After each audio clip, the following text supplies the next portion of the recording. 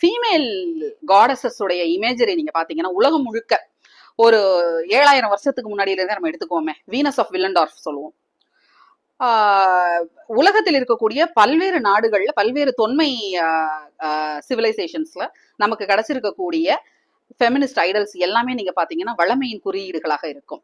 பருத்த வயிறு, பெரிய தொடை, பல்கி ஃப்ரேம், ஒரு பெரிய குழந்தைகளை பெற்றுக்கொள்ளக்கூடிய பெரிய உடல்வாகு கொண்ட பெண்கள், பாலுறுப்புடைய வெளிப்பாடு. நீங்க பாத்தீங்கன்னா ஒரு 12ஆம் நூற்றாண்டு 13ஆம் நூற்றாண்டு வரை இங்கிலாந்தில் இருக்கக்கூடிய அத்தனை தேவாலயங்கள்லயும் பெண் உறுப்பை ரொம்ப பிரம்மாண்டமாக காட்டக்கூடிய சிற்பங்கள் நமக்கு இருந்திருக்குது. இப்போ தமிழ்நாட்டை பொறுத்த வரைக்கும் நீங்க எடுத்துக்கங்க. இப்ப ஆதிச்சநல்லூரா இருக்கட்டும், ஆதிச்சநல்லூர்லயே ஒரு நமக்கு கிடைச்சிருக்கக்கூடிய தாய் தெய்வம் ஒரு ரொம்ப அழகான ஒரு சிற்பம் இருக்குது. அங்கேயுமே இடை பெருத்திருக்கு. அப்ப அந்த இடுப்பு பெருக்கிறது அப்படிங்கிறது ஒண்ணு இருக்கு இல்லையா? நீங்க சிந்து வெளியில இருக்கக்கூடிய பெண் இமேஜரியுமே நீங்க எடுத்துக்கங்க, அங்கேயுமே அப்படித்தான் இருக்கு.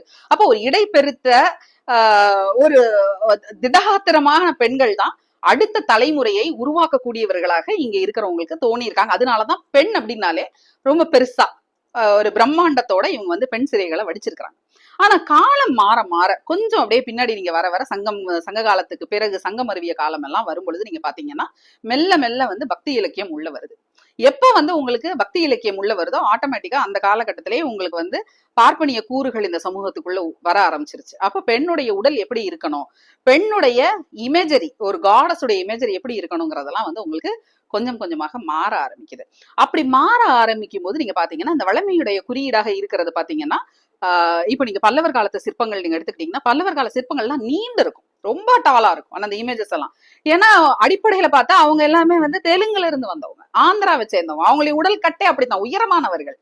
அதே மாதிரி அவங்களுடைய தலையில வச்சிருக்கவங்க மகுடுமே பாத்தீங்கன்னா அந்த கரண்ட மகுடம்னு நீளமா இருக்கும், உயரமானதாக இருக்கும். அந்த பெண்களுமே உடல்வாகு முழுக்க அப்படி நீளமான உடல்வாகா இருக்கும். அந்த சிற்பிகளுமே அங்கிருந்து கொண்டு வந்த சிற்பிகள் அப்படிங்கறது மகாபலிபுரத்துல இருக்கிற எந்த சிற்பத்தை வேணாலும் நீங்க பாத்துக்கோங்க, அந்த இமேஜரி உங்களுக்கு நீண்டதா இருக்கும். அதே பல்லவர் காலத்துக்கு பிறகு சோழர் காலம் வரும்பொழுது நம்ம சொல்றோம் Chola image it is the highest form of imagery. அந்த சோழா பிரான்சஸ் எல்லாம் நீங்க பாத்தீங்கன்னா ஆண்கள் குறிப்பா, ஏன்னா எனக்கு இது ரொம்ப பிடிச்ச சோழா இமேஜரி ஆண்களுடைய இமேஜரி தான். ஏன்னா ஒரு அடிப்படையில ஒரு பெண்ணாக நான் அதை ரொம்ப ரசிச்சு பாக்குறேன். ஏன்னா நம்ம இன்னைக்கு ஆண்னு சொல்லக்கூடிய இந்த தாடி வச்ச மூஞ்சி, இந்த பல்க் பாடி அதெல்லாம் கிடையாது. அந்த உடல்களை நீங்க பாத்தீங்கன்னா பெண்ணிய நளினத்தோடு இருக்கக்கூடிய உடல்கள். அப்போ அங்கேயே உங்களுக்கு உடப்படுது ஒரு கண்டினியூஸா ஒரு கான்ஸ்டன்ட் வார் இருக்கு. இந்த இமேஜரியை எப்படி காட்டுறது அப்படிங்கறது சிற்பிகளுக்குள்ளேயே நடந்து கொண்டிருந்த ஒரு பண்பாட்டு போர் இது. நம்ம சொல்றோம்ல இன்னைக்கு நேத்தெல்லாம் இந்த பண்பாட்டு போர் நடக்கல, 2000 வருஷம் நம்ம போராடிட்டே தான் இருக்கோம்.